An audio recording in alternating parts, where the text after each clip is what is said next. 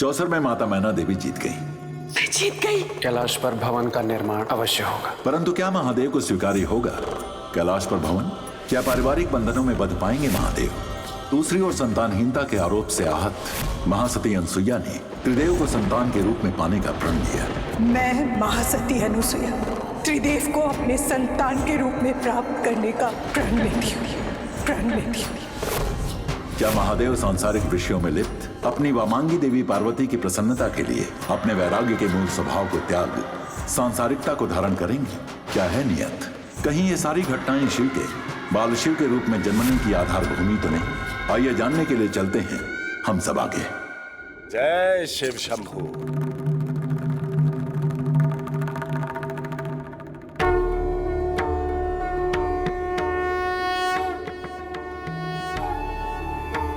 हे महादेव, आपके चरणों में रावण का साष्टांग प्रणाम।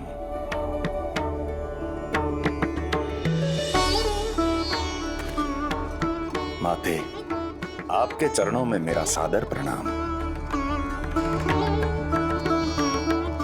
दशानन प्रभु, तुम्हें अपनी मायावी शक्तियों से अल्प समय में कैलाश पर एक भवन का निर्माण करना है।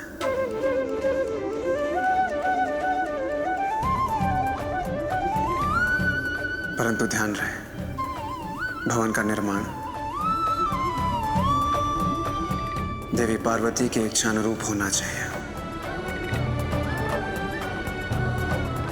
भवन के शिल्प से लेकर भवन के साज सज्जा तक देवी पार्वती के इच्छानुरूप।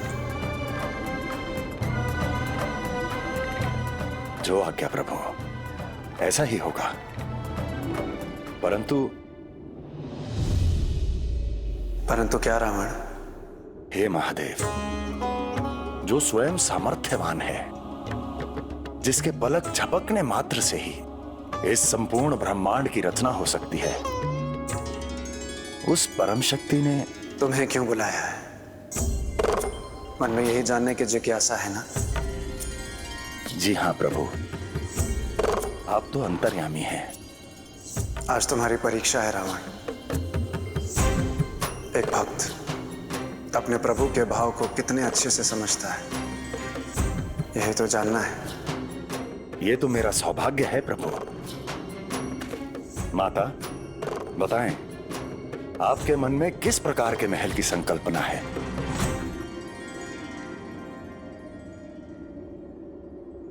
एक ऐसा भवन जो भव्य हो, अद्वितीय हो, एक ऐसा भवन जिसके समान संसार में दूसरा कोई भवन ना हो।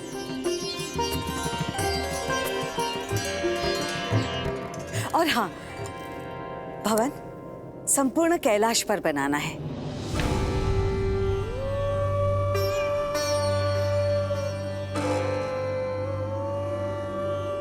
पूरे कैलाश पर? हाँ, संपूर्ण कैलाश पर भवन का निर्माण नहीं कर सकते। यदि नहीं कर सकते तो हम किसी और शिल्पकार को, है ना पुत्री? नहीं नहीं, ऐसी कोई कठिनाई नहीं। ऐसी कोई कठिनाई नहीं है तो क्या कठिनाई है? प्रभु, भवन बनाने के लिए कैलाश पूर्णतः रिक्त चाहिए। तो हो जाएगा रिक्त।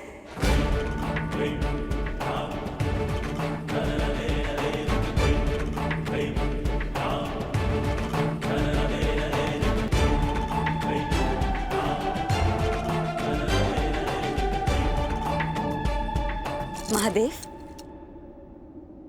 आपको अपना स्थान छोड़ अन्यत्र जाना होगा।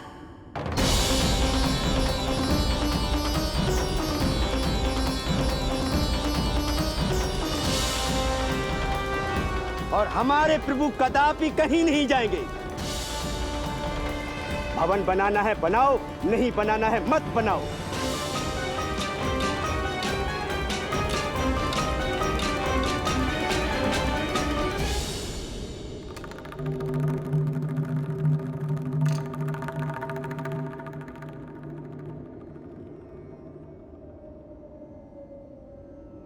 हमें जाना होगा भृंगी।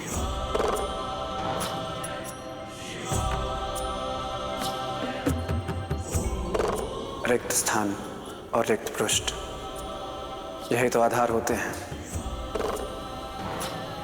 नवनिर्माण और नवसृजन के।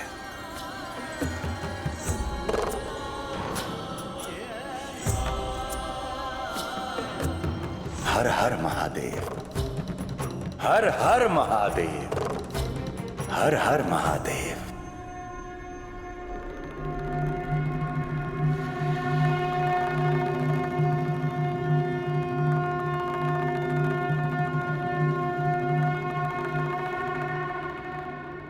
मैंने तो इस आशय से कहा था। शांत रहिए आप, बिल्कुल शांत, और दूर रहिए मुझसे, बिल्कुल दूर।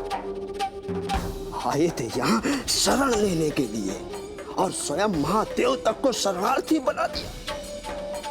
ऐसी विकट स्थिति उत्पन्न कर दी कि उन्हें भी दूसरे स्थान पर आकर शरण लेनी पड़ी। लज्जा आनी चाहिए आपको, लज्जा।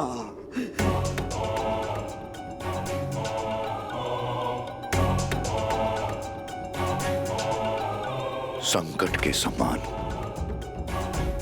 गृहस्थी की इस छाया को मुझे दूर भगाना होगा, इससे पहले कि अनर्थ हो जाए। बचने का मार्ग मुझे खोजना ही होगा।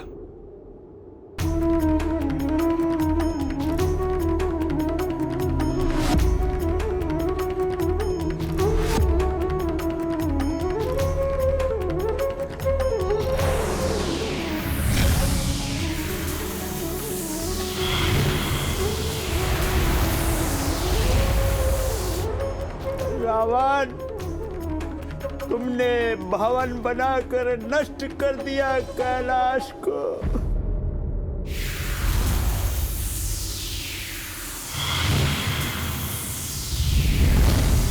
तुम निम्न श्रेणी के शिल्पकार हो रावण, निम्न श्रेणी के।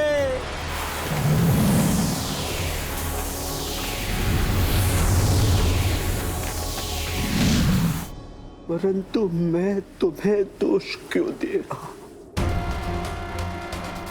असली दोषी तो वो मुनि है, नारद मुनि, जिसके कारण ये सब हुआ। नारद मुनि, अपने छुपने का स्थान ढूंढ ले, क्योंकि कैलाश अब नष्ट हो चुका है और ये सब तेरे कारण हुआ है।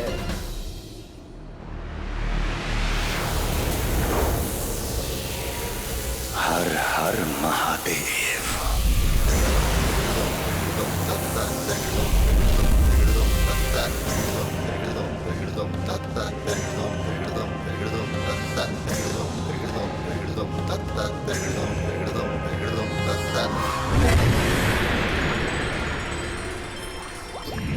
ये सत्य है नारायण, सती अनुसुया ने त्रिदेव को अपनी संतान बनाने का प्रण लिया है, और दूसरी ओर महादेव ने कैलाश के स्वरूप बदलने के लिए अपनी सहमति दे दी है। परंतु इस समय मूल चिंता का विषय कैलाश नहीं, महासती अनुसुया है। वहां की क्या चिंता स्वामी? सती अनुसुया त्रिदेव को संतान के रूप में पाने का हट कर बैठी है। इसका जो परिणाम आएगा उसका सीधा प्रभाव सृष्टि के संचालन पर पड़ेगा देवी।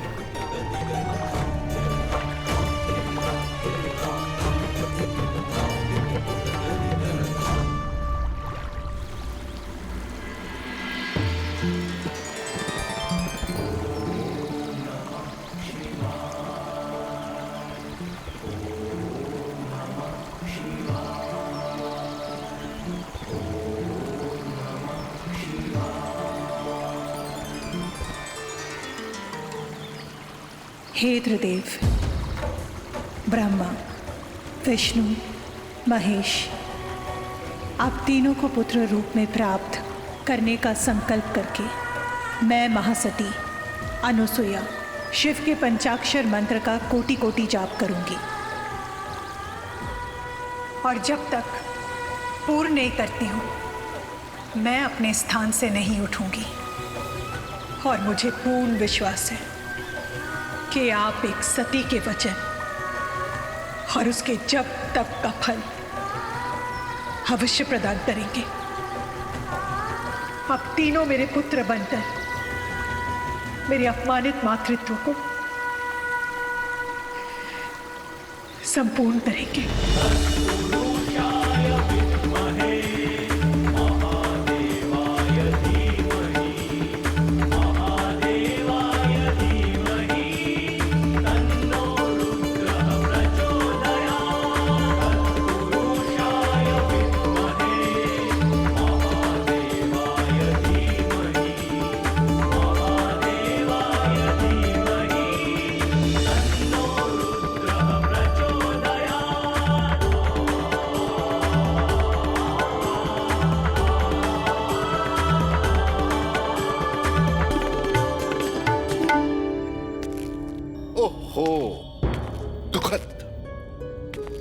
अत्यंत दुखद।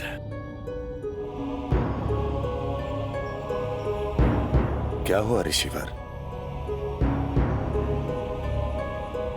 आपको महल में कोई त्रुटि दिखाई दी क्या? त्रुटि त्रुटि है। कृपया करके मुझे शीघ्र ही वो त्रुटि बताएं, ताकि मैं उसका तुरंत सुधार कर सकूं। इस भवन की त्रुटि ये है कि ये अद्वितीय है, अकल्पनीय है। ये तो अच्छी बात है देवर्षि। यही तो त्रुटि है। तुम्हें ऋषि मुनि और सन्यासियों के स्वर्ग कैलाश पर तुमने सांसारिक भवन बना दिया रावण। पावन कैलाश पर भवन बनाकर उसकी पवित्रता को कलुषित कर दिया। परंतु मैंने तो महादेव के आदेश का पालन किया है देवर्षि। जिसे तुम आदेश समझ रहे हो वो तुम्हारी परीक्षा थी रावण। और तुम भूल गए महादेव के शब्द। ये तुम्हारी परीक्षा है दशानंद। आज तुम्हारी परीक्षा है रावण। एक भक्त अपने प्रभु के भाव को कितने अच्छे से समझता है, यही तो जानना है। हाँ, परीक्षा है। मेरे भवन निर्माण की कला की परीक्षा है। एक भक्त की परीक्षा है देवर्षि। वही तो महादेव ये जानना चाहते थे कि उनकी कृपा से 10 विद्याओं का ज्ञान प्राप्त करके जो रावण दशानन बन गया है, उसने सीखा क्या है? उसे प्रकृति के नियमों की समझ है भी या नहीं? देवर्षि, भवन का प्रकृति के नियमों से क्या संबंध है? अटूट संबंध है। नियमों से सब बंधे हैं। ब्रह्मा, विष्णु, महेश तीनों आदिकाल से तीनों का रूप स्वरूप लोक एक समान है। उसमें कोई परिवर्तन नहीं आया है। और तुमने स्वतंत्र और मुक्त कैलाश पर भवन बनाकर उसका मूल स्वरूप ही बदल दिया। आदिकाल से स्थापित नियमों को खंडित कर दिया। मैंने तो इस दृष्टिकोण से सोचा ही नहीं था। अब क्या होगा? होगा क्या? महाश्राप का दंड मिलेगा। नहीं, महादेव का महाश्राप यानी मेरा महाविनाश। देवर्षि, मुझे इस भूल के दंड से बचाइए। मुझे बचने का कोई मार्ग दिखाइए। उचित है, चिंतित मत हो। कोई उपाय सोचता हूं।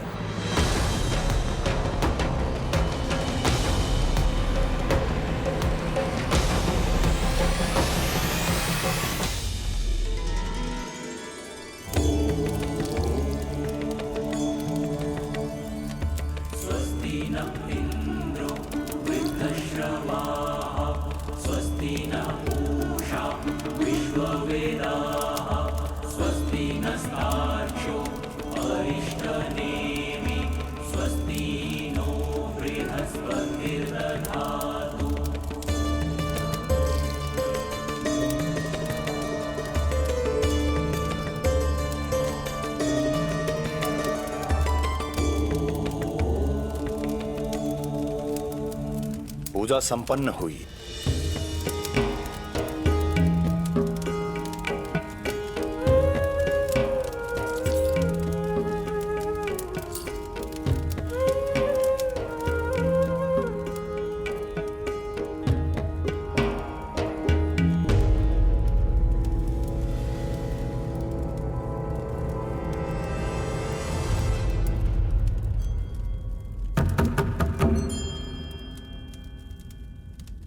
माता, महल आपकी इच्छा के अनुकूल तो बना है ना? कोई त्रुटि तो नहीं? नहीं, आशा से अधिक सुंदर और भव्य बना है ये भवन।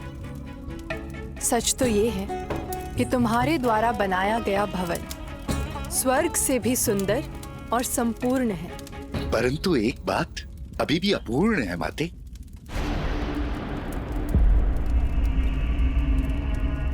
क्या पूर्ण है नारद मुनि? वास्तु पूजन के उपरांत ब्राह्मण को दक्षिणा दिए बिना यह शुभ कार्य अपूर्ण है। शास्त्र के अनुसार भवन का स्वामी अभी भी रावण ही है, माता पार्वती नहीं, क्योंकि रावण को उसके परिश्रम का मूल्य नहीं दिया गया है, अर्थात दक्षिणा नहीं दी गई है। जब रावण को उसके परिश्रम का मूल्य दिया जाएगा, तब इस भवन की स्वामिनी माता पार्वती बन जाएंगी। देवऋषि, रावण की दक्षिणा और परिश्रम का मूल्य स्वयं महादेव देंगे। अवश्य दशानन, जो तुम्हारी इच्छा हो मांग लो।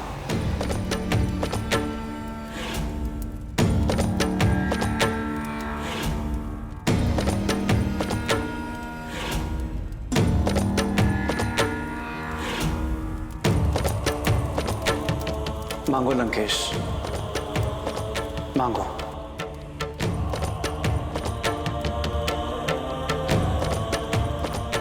हाँ रावण, निसंकोच जो मांगना है मांगो, मिल जाएगा। इस भवन का निर्माण कर तुमने अपनी अदम्य भक्ति का परिचय दिया है।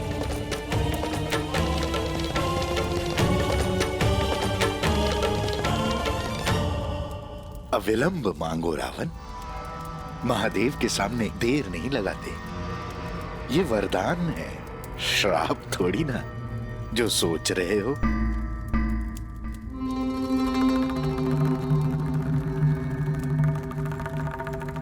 हे महादेव, वैसे तो मेरे पास आपका दिया सब कुछ है, सब तरह से परिपूर्ण हूं मैं। फिर भी मैं अपनी मां और अपनी लंका की सुरक्षा के लिए अपनी दक्षिणा के रूप में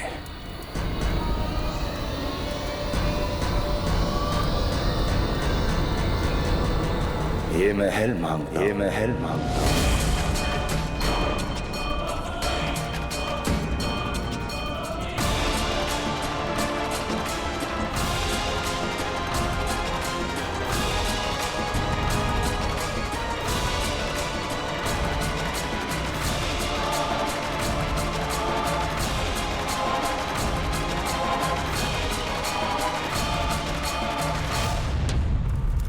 रावण, ये क्या मांग लिया तुमने?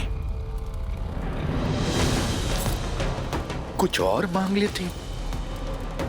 ये अनुचित है। रावण, ये भवन मेरी पुत्री का स्वप्न है। उसकी आवश्यकता है।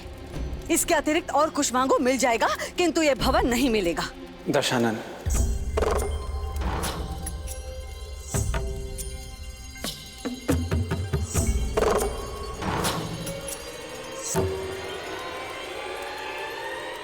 आज इसी क्षण से यह महल तुम्हारा हुआ।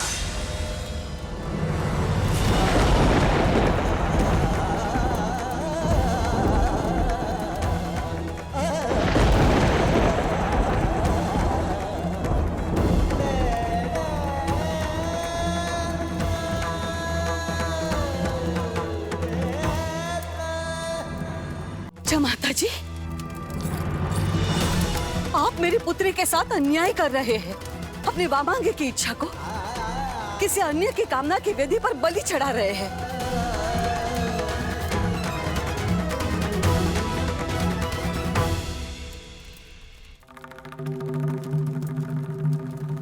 माता,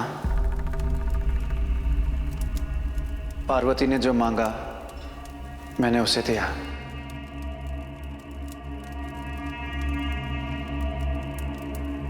और आज रावण जो मांग रहा है उसे कैसे ना दूं?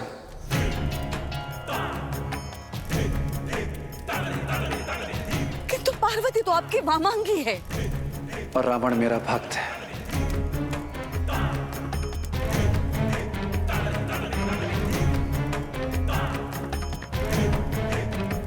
वो आपका अपना नहीं है, आत्मीय नहीं है। मैं भेद नहीं करता। ना मेरा कोई अपना है, ना कोई पराया। सभी अपने हैं, सब समान हैं।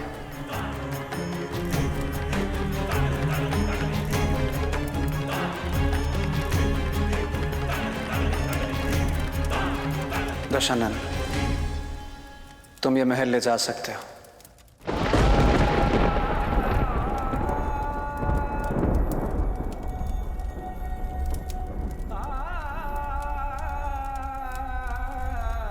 जो आज्ञा प्रभु।